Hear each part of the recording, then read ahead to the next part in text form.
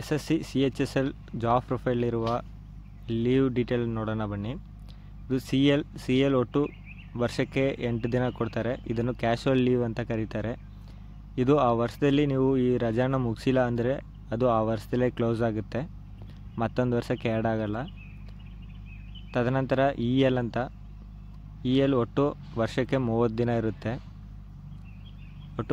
ಇರುತ್ತೆ. ಇದನ್ನು ಎರ್ನಡ್ ಲೀವ್ ಅಂತ ಕರೀತಾರೆ.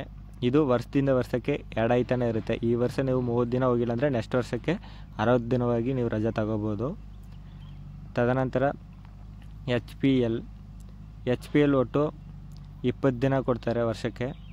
ಇದನ್ನು ಆಲ್ಫ್ ಪೇ ಲೀವ್ ಅಂತ ಕರೀತಾರೆ. ಇದು ಮೆಡಿಕಲ್ ರಜೆ ಅಂತಲೂ ಹೇಳ್ಬೋದು. ತದನಂತರ ಆರ್ ಎಚ್ ಒಟ್ಟು 2 ದಿನ, 2 ವರ್ಷದಲ್ಲಿ 2 ದಿನ ಕೊಡ್ತಾರೆ. ಇದನ್ನು ರಿಸ್ಟ್ರಿಕ್ಟೆಡ್ ಹಾಲಿಡೇ ಅಂತ ಕರೀತಾರೆ.